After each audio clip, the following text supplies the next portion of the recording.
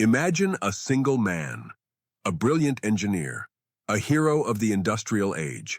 He was a man who solved the two biggest problems of the 20th century. First, he made car engines quiet and powerful. Then he made refrigeration safe for every home. But history has a dark way of balancing the scales. This man, Thomas Midgley Jr., is now remembered by scientists as the most dangerous organism in Earth's history. He didn't use bombs. He didn't start wars. He used chemistry. Today, we dive into the tragic and terrifying story of how one man's quest to fix a knocking engine led to a global catastrophe that we are still paying for today. This is the story of leaded gasoline and the man who accidentally poisoned the world. In the early 1910s, cars were frustrating. If you've seen our previous deep dives into automotive history, you know that the electric starter changed everything. But once cars were easy to start, a new monster appeared: engine knock. As engineers tried to build more powerful, high-compression engines, they hit a wall. When you pressed the gas pedal, the engine wouldn't just roar, it would clatter and ping. It sounded like a hammer hitting an anvil inside the cylinder. This wasn't just an annoying noise. It was the sound of an engine literally destroying itself from the inside out. General Motors had a massive problem. They wanted to sell luxury, high-performance Cadillacs, but the low-quality fuel of the day couldn't handle the pressure. They needed a magic additive, a chemical miracle to stabilize the combustion. Charles Kettering, the legendary head of GM Research, knew exactly who to call. His protege, a young and incredibly ambitious mechanical engineer named Thomas Midgley Jr. Midgley was a man of relentless trial and error. He was the kind of engineer who would test 1,000 failed ideas just to find one that worked. He began a desperate search for the perfect anti-knock agent. He tried iodine. It worked, but it was far too expensive for mass production. He tried aniline. It worked, but it smelled like rotten fish and stained everything it touched. He even experimented with melted butter and various rare earth elements. Then, on a cold Saturday in December 1921, he found it: Tetraethyl Lead, or TEL. When he added just a tiny drop of this heavy metal compound to a gallon of gasoline, the knocking vanished instantly. The engine became whisper quiet, and its power output soared. It was a miracle. General Motors, DuPont, and Standard Oil quickly formed a new powerhouse company, the Ethyl Corporation. But there was a dark, silent secret lurking behind the excitement. Scientists had known for centuries that lead was a potent neurotoxin. It causes irreversible brain damage, madness, organ failure, and death. Midgley knew this. The corporations knew this. That's why they made a calculated marketing decision. They never used the word lead in their advertisements or at the gas pumps. They called it ethyl. It sounded clean, sophisticated, and high-tech.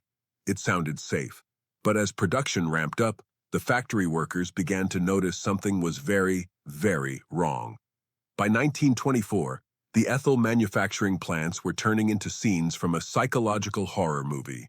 Workers began having vivid, terrifying hallucinations. They claimed to see phantom butterflies crawling on their skin. They began screaming at empty walls and falling into fits of violent rage. 5 workers died in absolute agony within weeks. Dozens more were dragged away to mental institutions, their brains permanently scarred by the lead vapors. The press caught wind of the horror, calling the facility the House of Butterflies. Under immense public pressure and facing a total ban, Thomas Midgley Jr. held a desperate press conference to prove the safety of his invention. In a move that would go down in history as one of the most reckless acts ever performed in the name of science, Midgley pulled out a small vial of pure tetraethyl lead. Before a room full of stunned reporters, he poured the toxic liquid over his bare hands. Then, he held a bottle under his nose and deeply inhaled the deadly fumes for 60 seconds. "I could do this every day without any harm," he told the cameras with a confident smile. What he didn't tell them was that he was already suffering from severe lead poisoning himself. He was constantly exhausted, his lungs were struggling, and he secretly had to take a 6-month leave of absence just to recover from the very substance he was publicly defending. But the stunt worked. The public was convinced, the government backed down, and leaded gasoline became the global standard for the next 50 years. If Midgley had stopped there, he would have been a controversial footnote in history. But he wasn't done. In the 1930s, a new problem arose: refrigeration. Early fridges were dangerous death traps. They used toxic and flammable gases like ammonia and sulfur dioxide. If a refrigerator leaked in the middle of the night, entire families would die in their sleep. Midgley was once again asked to find a safe alternative. Using his brilliance in chemistry, he developed dichloro-difluoromethane, better known as Freon or CFCs. Once again, it was hailed as a miracle. It didn't burn. It didn't smell. You could breathe it in and it wouldn't kill you, at least not directly. For decades, Midgley was celebrated as a god of industry. He won every prestigious medal an engineer could receive. He was elected president of the American Chemical Society. He had solved the car engine problem, and he had solved the refrigerator problem. He was the hero who had modernized the world.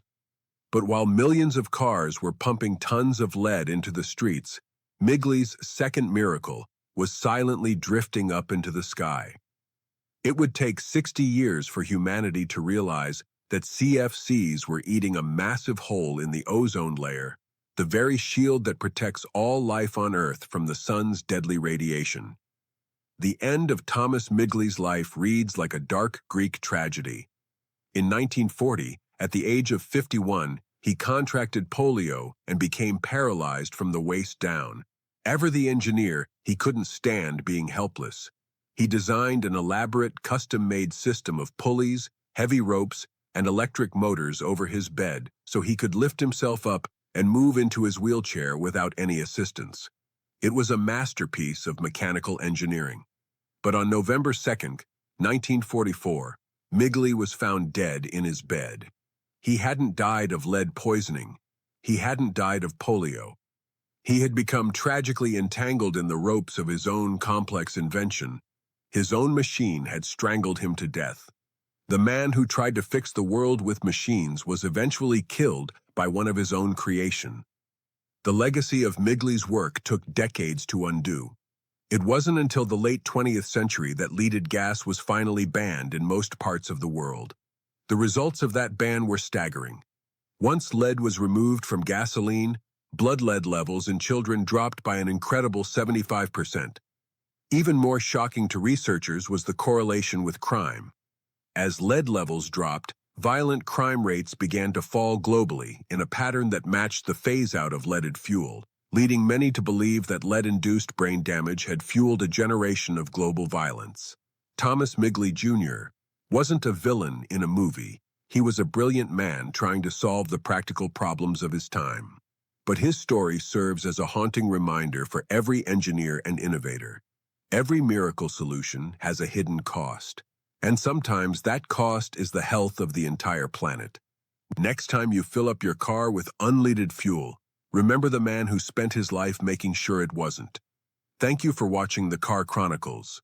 If you enjoyed this deep dive into the darker side of automotive history, don't forget to hit the like button and subscribe for more stories behind the machines. Until next time, keep driving into the history books.